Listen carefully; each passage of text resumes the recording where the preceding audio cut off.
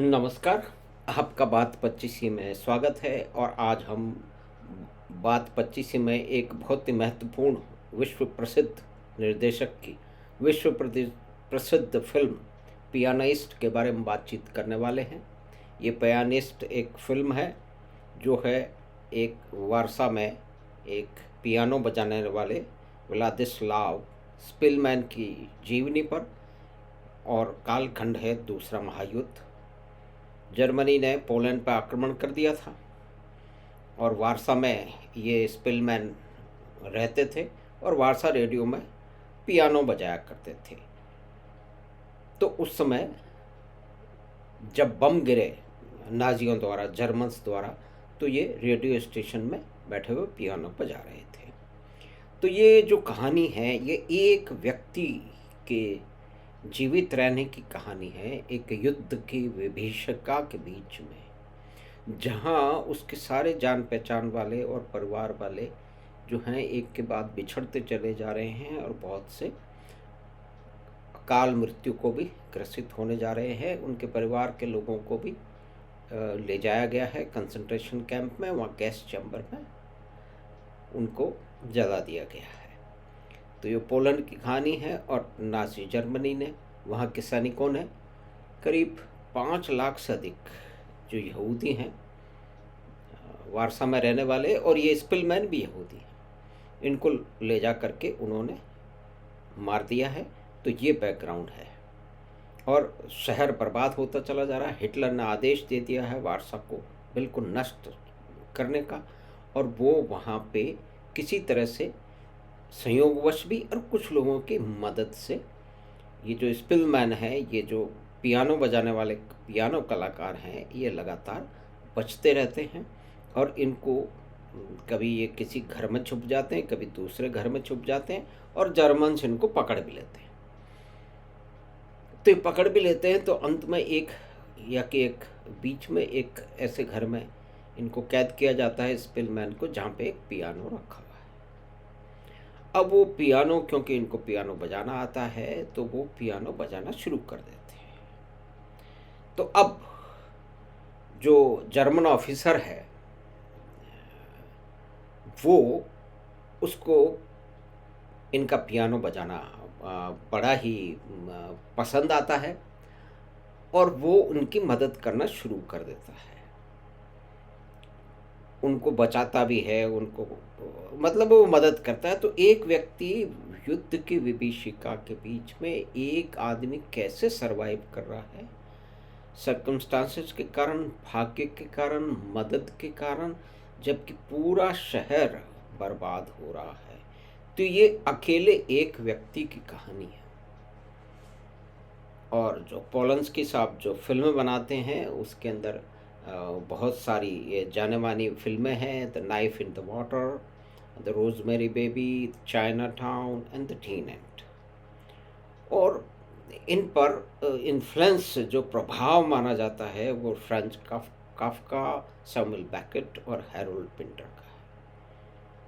और इसके साथ में एक दुख भरी कहानी जो रोमन पोलंस्की के साथ में है कि ये अमेरिका में कुछ अपराधों में इन पे मुकदमा चलता रहा है। आज उसकी क्या स्थिति है हम उसमें नहीं जा रहे हैं, लेकिन इनका एक भूतकाल भी है जो बहुत ही दुखद है। और वो दुखद भूतकाल ये है कि उनकी पत्नी शरन टेट को बहुत ही मिस्टीरियस, बहुत ही डरावनी तरीके से उनकी मृत्यु हो गई थी। हम लोग इसके बारे में बहुत पहले पढ़ा करते थे। तो फिल्म है पियानिस्ट, तो ये अवश्य आप देखें। रोमन पोलंस्की बहुत जाने माने फिल्म निर्देशक हैं और उन्होंने स्वयं ये फिल्म बनाई है जो कि आत्मकथा पे आधारित है, व्लादिस्लाव स्पिलमैन की आत्मकथा पर आधारित है। उसके राइट्स उन्होंने लिए और फिल्म बनाई।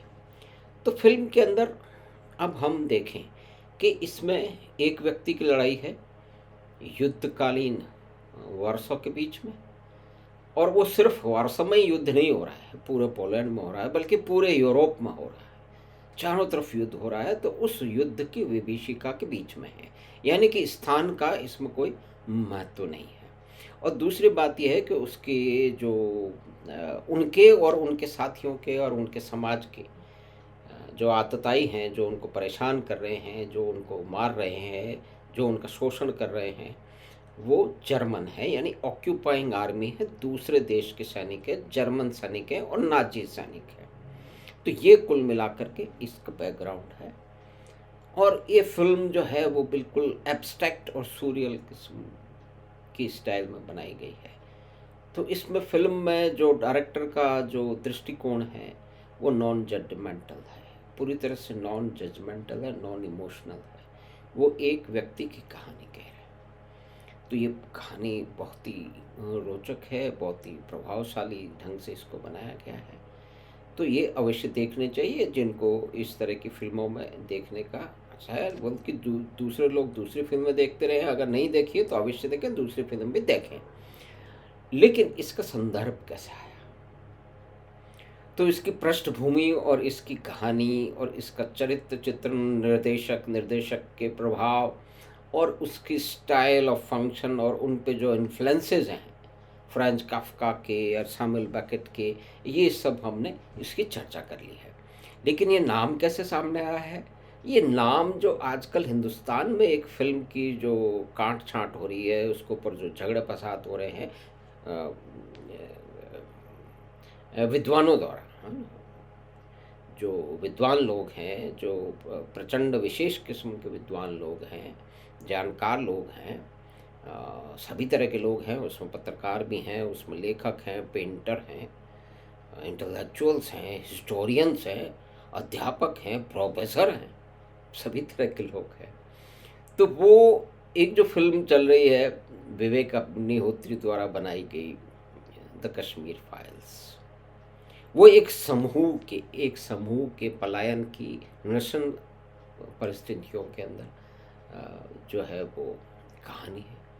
और उसकी पृष्ठभूमि हमें पता है कि किस तरह से उसको फिल्म को नहीं चलने दिया गया, लेकिन वो चल पड़ी है और कहते हैं कि 100 करोड़ का बिजनेस पार कर चुकी है। तो ये एक अलग बात है कि उसने बहुत सारी चुनौतियों को स्वीकार किया है और उनकी जो रुकावट हो रही थी उसको उन्होंने ध्वस्त कर दिया है। अब वो फिल्म एक नए आयाम में चली जा रही है और वो जो सोसाइटियल जो रोल होता है, एक समाज का जो रोल होता है कि एक इतना बड़ा नरसंहार हो गया और उसके अंदर कहीं भी कुछ हुआ नहीं, सरकार कुछ नहीं कर पाई, लेकिन जो समाज है उसने भी, तो समाज के अंग हैं, उन्होंने तो कुछ नहीं किया। अखबारों ने, मीडिया ने कुछ नहीं किया, उसके बारे में जानकारी नहीं थी, या कि अधिकतर तो ये लगता है कि उनको तो थी जानकारी, वो उसको छुपाना चाह रहे थे। उनके कुछ अनुराग हैं, कुछ विचारधाराई अनुराग हैं, कुछ राजनीतिक अनुराग हैं और द्वेष हैं, तो उसके कारण वो छुपा रहे थे। तो अब इन दोनों का संबंध क्या है? संबंध साहब ये है कि ये जो बुद्धिजीवी लोग हैं ये बहुत पढ़े लिखे लोग हैं, तो ये अपनी पढ़ाई लिखाई जानकारी ये कहीं भी मौका मिलते ही ये साहित्य की और फिल्मों की और म्यूज़िक की, संगीत की, लोक कथाओं की, कहानियों की, गीतों की, फिल्मों की, ये इनके इनके ज़बान पर रटी हुई है। तो इन्होंने ये जो एक प्रयास किया है वो बड़ा महत्वपूर्ण प्रयास है, क्योंकि सारे के सारे बुद्धिजीवी हैं, जानकारियाँ बहुत हैं इनके पास में, प्रभावशाली हैं। मैंने बताया ना, बहुत सारे लोग तो प्रोफेसर्स हैं, वो नई पीढ़ी को पढ़ाते हैं। और एक प्रोफेसर का चित्रण जो है वो द कश्मीर फाइल्स में भी किया गया है। तो ये वो जो प्रोफेसर साहिबा हैं उनकी विचारधारा को से सहमत नज़र आते हैं, तो वो एक अलग बात है। तो हम तो यहाँ ये बात करें कि पियानिस्ट की बात यूँ निकल आई कि इन महारथियों ने, इन गुरु घंटालों ने, इन विद्वानों ने पियानिस्ट फिल्म को देखा, उसको झाड़ा, पोंछा, उसको दोबारा देखा और देखा कि एक त्रासदी के अंदर, देखिए कि एक त्रासदी, मानवीय त्रासदी के बीच में एक तो फिल्म बनी है पियानिस्ट, हैं, और दूसरी फिल्म बनी है ये बिल्कुल बेकार और रद्दी किस्म की फिल्म है, ये है द कश्मीर फाइल्स। तो देखिए पियानिस्ट में जो हम फिल्म देखते हैं तो किसी के प्रति, किसी समूह के प्रति हमें पता ही नहीं चलता कि कौन विलन, परिस्थितियाँ villain, circumstances are the villain. तो वो फिल्म देखने से हमें किसी पे गुस्सा नहीं आता है और कोई चिन्हित नहीं होता है आक्रांता की तरह से, अपराधी की तरह से, विलन की तरह से, खलनायक की तरह से चिन्हित नहीं होता, क्योंकि उन्होंने चिन्हित तो किया ही नहीं है। तो बात यह है साहब कि दोनों की कथा वस्तु, दोनों का जो केंद्र बिंदु है वो बिल्कुल ही अलग है। अब ये तो बड़े विद्वान लोग हैं ना, ये तो समझते हैं कि भाई झाड़ पोंछ करके, साफ करके पियानिस्ट को निकाल लाए, और उसको पर उन्होंने पहले भी देखी होगी, कई बार देखी होगी, तो अब उन्होंने इसको ऊपर ये इसको उसको झाड़ पोंछ के ले आए, और इसको जो है वो जितने भी लोग उनके सुनते हो उनके उनके सर के ऊपर बोझा डाल दिया। कहते देखो फिल्में तो ऐसी बनती हैं जैसे कि पियानिस्ट हैं। अब एक आदमी के सर्वाइवल की कहानी है, वो भिन्नता क्या है मैं आपसे निवेदन करना चाह रहा हूँ कि एक युद्ध के विभीषिका के बीच में एक आदमी के सर्वाइवल की कहानी है। तो दोनों की कथा वस्तु और केंद्र बिंदु और परिस्थितियां अलग हो गई। कश्मीर में कोई युद्ध तो नहीं चल रहा था, वारसा में जो युद्ध चल रहा था वो पूरे पोलैंड में चल रहा था, और पूरे के पूरे यूरोप में भी चल रहा था, और उसके बाहर भी चल रहा था। तो हिंदुस्तान में कोई युद्ध थोड़ी चल रहा था। जो ये परिस्थितियां थी एक ये विशेष भौगोलिक क्षेत्र में थी ना, ये कश्मीर में थी, जिसको जम्मू और कश्मीर कहा जाता है। तो दोनों में समानता कहाँ है? पहली बात यह है कि एक पूरे के पूरे जो एक समूह था उसको वहाँ से निकालने की बात थी, उसका जेनोसाइड हो रहा था। वहाँ जेनोसाइड ज्यूज का हो रहा था, उसका बैकड्रॉप है वो। लेकिन ये जो कहानी है ये एक व्यक्ति की है, ये जो पियानिस्ट कहानी है। और उसमें एक और एंगल है कि एक कलाकार का क्या रोल है, क्या परिस्थिति है समाज में, और इस तरह की जो है वो परेशानी और युद्ध की परिस्थितियों के बीच में। तो दोनों की कथा वस्तु बिल्कुल अलग है। अब वो जो व्लादिस्लाव जो स्पिलमैन हैं उनको उनके पड़ोसी तंग नहीं कर रहे हैं, उनको आक्रांता जो है ना उनसे वो उनका शोषण कर रहे हैं, वो उनको डरा रहे हैं और लेके जा रहे हैं। कोई कश्मीर में पाकिस्तान ने या चीन ने या किसी और देश ने आक्रमण नहीं किया था। तो दोनों के चरित्र, दोनों की परिस्थितियां, दोनों की भौगोलिक स्थितियां, दोनों की मनस्थितियां, दोनों के डायरेक्टर, दोनों के जो विषय हैं ये दोनों बिल्कुल अलग हैं। लेकिन साहब अब क्या करें, बुद्धिजीवी लोग हैं तो कुछ तो करेंगे ना। तो बहुत सारे लोग हैं, सब लोग अलग अलग काम में लग गए हैं। कोई कहानियाँ खंगाल रहा है, कोई फिल्में खंगाल रहा है, कोई कविताएं ढूंढ रहा होगा, कोई कुछ और नाटक देख रहा होगा। कुल मिला के ध्येय एक है, उद्देश्य एक है कि किसी भी ला करके एक ऊंची लकीर खड़ी कर दो उनके हिसाब से। लेकिन जब उनको कहा जाएगा कि भाई साहब ये तो दोनों चीज़ों में कोई समानता तो है नहीं, लेकिन आप ये कर क्यों रहे हैं, तो वो ये बताएंगे कि देखो आप लोगों को समझना चाहिए, आप लोग तो कुछ समझते नहीं हो, है ना। अब इसमें ये है कि फिल्में तो ऐसी बनाई जाती हैं, त्रासदी, और हॉलोकॉस्ट से बड़ी कोई त्रासदी हो सकती है क्या? ये त्रासदी सबके लिए, सबकी त्रासदी सबसे बड़ी जो स्वयं जो भुगतते हैं उन्हीं के लिए होती है। लेकिन यहाँ केंद्र बिंदु, यहाँ मेन चरित्र, यहाँ जो परिस्थितियाँ हैं और जो खलनायक कौन है वो है। तो वहाँ उसके परिवार की महिलाओं को, कोई 10-12 साल के बच्चे उनकी चुन्नी खींच रहे थे, उनसे बदतमीजी कर रहे थे, या भी जो भी कुछ हो रहा था उस तरह का काम हो रहा था, वो तो उनके पड़ोसी कर रहे थे, उनके साथ कर रहे थे, जिनके साथ वो स्कूल में गए थे, जिनके साथ पढ़ते थे, जिनके साथ वो खेलते थे, क्रिकेट खेलते थे, जिनके साथ वो लुक्का छिपी खेलते थे, उनके साथ हो रहा है। तो ये दोनों परिस्थितियाँ कैसे समान हैं? आप पियानिस्ट का बहुत अच्छी फिल्म है, आप उसको देखें और आप ये भी समझ जाएंगे कि हमारे जो विद्वान, प्रखर विद्वान बुद्धिजीवी लोग हैं वो कितनी ज़ोर शोर से, अलग अलग लोगों ने अपना अपना तरीका ढूंढ लिया है, अपना केंद्र बिंदु ढूंढ लिया है, अपना हथियार ढूंढ लिया है, और निकल पड़े हैं कि वो सब कुछ न कुछ ला करके वो लगातार प्रयास करते रहेंगे कि इस फिल्म को घटिया बताया जाए और उसको बताया जाए कि ये भड़काती है। वह उद्वेलित करती है। एक 30 साल से एक कहानी आई नहीं सामने, और वो एक क्षेत्र में होता भारत के। दूसरा विश्व युद्ध सारे यूरोप में और भी जगह लड़ा जा रहा था, और वो आक्रांता था इसमें जर्मनी, और रूस ने भी उस पर आक्रमण किया था। तो वो एक विलन अलग है, उनका नाजियों का एक्सटर्मिनेशन हो रहा था, लेकिन ये कहानी एक व्यक्ति की है। यहाँ पे दूसरी बात है कि यहाँ उसको कभी जो है ना सोचा ही नहीं गया। भाई वो तो तुरंत बाद ही जब जो भी ज्यूज के साथ में किया था उसकी तो कार्रवाई चालू हो गई थी ना, फिर ट्रायल भी हुआ था, लोगों को सज़ा भी हुई थी, नाजियों को सज़ा हुई थी, ढूंढ ढूंढ के सज़ा हुई थी। यहाँ कहाँ हुई? 1950 के जब 45 के आसपास युद्ध खत्म हुआ, 1950 और उसके आसपास में ये सब जो ट्रायल है और ये मुकदमे हैं और ये जांच हैं, ये शुरू हो गई थी। तो दोनों में बहुत अंतर है। तो सिर्फ छटपटाहट जो हमारे बुद्धिजीवियों की हैं कि वो कहीं से कोई भी दूर की कौड़ी ले आए, चाहे वो फिल्म हो, चाहे वो नाटक हो, और अपनी लफ़ाजी से, अपनी जो उनको शब्द घड़ने की और बातें करने की जो उनकी आदत है, उससे वो ये स्थापित कर दें कि ये कश्मीर फाइल फिल्म बिल्कुल बेकार है, ये लोगों को भड़का रही है, फिल्में तो पियानिस्ट जैसी होनी चाहिए। तो ये पियानिस्ट फिल्म आप अवश्य देखें। रोमन पॉलंस्की की अलग फिल्में भी, दूसरी फिल्में भी देखें।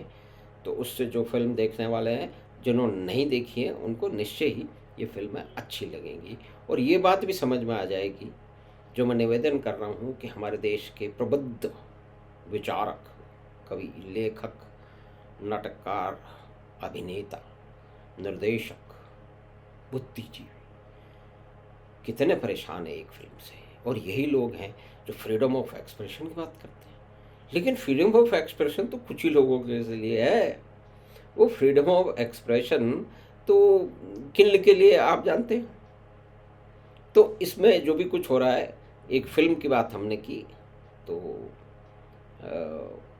हमें आशा है कि आपको ये छोटी सी बातचीत जो फिल्म पियानिस्ट के बारे में है और क्यों ये फिल्म सामने आई है, क्यों इसकी समीक्षा सामने आई है, तो ये जो हिंदुस्तान में एक फिल्म ने तहलका मचा रखा है उसके संदर्भ में सामने आई है। तो वो जब भी आपको मौका मिले, वो OTT प्लेटफॉर्म पे भी कहीं ना कहीं मिल जाए थी, आप अवश्य देखें। तो हमें आशा है कि ये छोटा सा प्रोग्राम जो कि आपने एक जानी मानी फिल्म पियानिस्ट और उसके जो निर्देशित की गई थी रोमन पोलांस्की द्वारा, उसके बारे में, उसकी कथा वस्तु, उसके बारे में थोड़ी सी चर्चा की, और उस फिल्म का सहारा लेके उस फिल्म को औजार बना के किस तरह से हमारे देश के बुद्धिजीवी एक कुबुद्ध काम कर रहे हैं। जो देश में एक फिल्म बनी है, एक जो जेनोसाइड हुआ है, एक जो नृशंस परिस्थितियों में पलायन हुआ है, उसको पे पर्दा डालना चाहते हैं, उस फिल्म को वो बदनाम करना चाहते हैं, वो कहते हैं कि ये भड़काती है।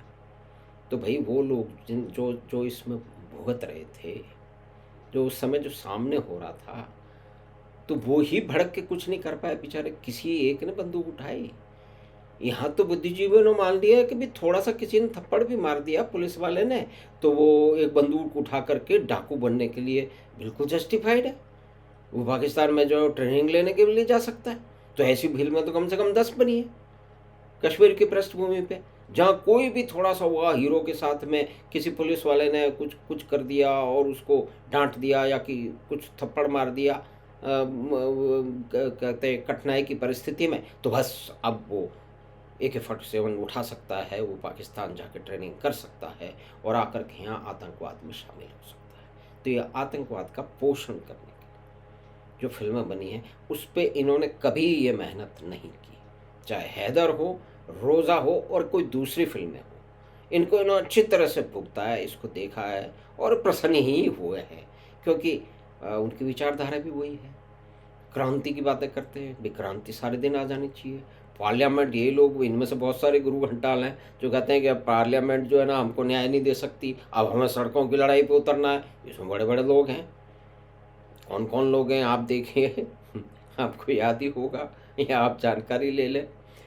तो आपने ये कार्यक्रम देखा, आपका धन्यवाद, और आप इसे अपने मित्रों और परिवार के साथ साझा करें इसमें कोई टिप्पणी भी करें और चैनल को लाइक करें, सब्सक्राइब करें। और हम आपसे फिर जल्दी ही मिलेंगे बात 25 की अगली बात में। धन्यवाद, नमस्कार।